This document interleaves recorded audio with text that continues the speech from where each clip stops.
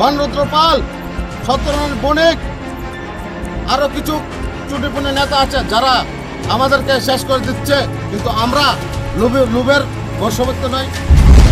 উপর মহল থেকেও আমাদের কোনো খবর নেয় না। যদি আগের থেকে উপর মহল থেকে আমাদের খবর নিত তাহলে আজকে পৌঁছত না। এটা শুরু। আগামী দিনে আরো বহুত কিছু হবে।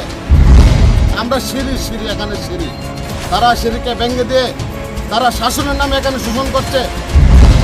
ত্রিপুরার রাজনীতিতে ফের বড়সড় ধাক্কা বিজেপি শিবিরে। অভিযোগ, বিজেপির সিমনা মণ্ডলের সাধারণ সম্পাদক সত্যনারায়ণ বণিক এবং সদর গ্রামীণ জেলার সম্পাদক ভানুরুদ্র পালের আচরণে অতিষ্ঠ হয়ে বিদ্যাসাগর গ্রাম পঞ্চায়েতের প্রধান, উপপ্রধান ও একাধিক সদস্য বিজেপি ছেড়ে যোগ দিলেন তিপ্রামথায়। শনিবার বিদ্যাসাগর গ্রাম পঞ্চায়েতের উপপ্রধান ও তিপ্রামথার নেতৃত্বের উপস্থিতিতে 15টি পরিবারের মোট 59 জন ভোটার আনুষ্ঠানিকভাবে তিপ্রামথায় যোগদান করেন। যোগদান সভায় উপপ্রধান কেশব আচার্য দাবি করেন, এই পরিস্থিতির জন্য বিজেপির শীর্ষ নেতৃত্বই দায়ী। তার বক্তব্য, সময় মতো দলের অভ্যন্তরীণ সমস্যার খোঁজ নিলে এমন পরিস্থিতির সৃষ্টি হতো না। পাশাপাশি তিনি বিজেপি নেতৃত্বকে বার্তা দিয়ে বলেন, বিদ্যাসাগর থেকে আগামী দিনে তিপ্রামথার সাংগঠনিক শক্তি আরও বাড়বে। ভানুরুদ্র পাল,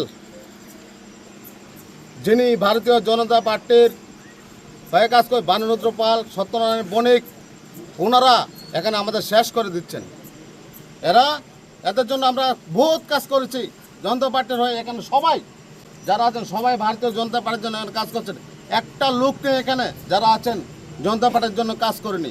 কিন্তু আমরা এই সবাই মিলে ভারতীয় জনতা পার্টির জন্য আমরা সিঁড়ি এখানে সিঁড়ি, তারা সিঁড়িকে ভেঙে দিয়ে তারা শাসনের নামে এখানে শোষণ করছে। ভানুরুদ্র পাল, সত্যনারায়ণ বণিক, আরো কিছু চুটিপুটি নেতা আছে যারা আমাদেরকে শেষ করে দিচ্ছে, কিন্তু আমরা লোভের বশবর্তী নই। আমরা লোভ চাই না, আমরা টাকা পয়সা চাই না। তাই আজকে আমরা এদেরকে ত্যাগ করে, কিন্তু উপর মহল থেকেও আমাদের কোনো খবর নেয় না। যদি আগের থেকে উপর মহল থেকে আমাদের খবর নিত তাহলে আজকে পৌঁছত না। এটা আমাদের ফার্স্ট। এটা শুরু। অন্যদিকে তিপ্রামথার এক নেতা অভিযোগ করেন, কিছু গদি মিডিয়া যোগদানকারীদের উদ্দেশ্য নিয়ে প্রশ্ন তুলছে।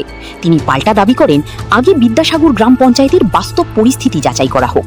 তার অভিযোগ, প্রধান, উপপ্রধান ও সদস্যদের স্বাধীনভাবে কাজ করতে দেওয়া হতো না।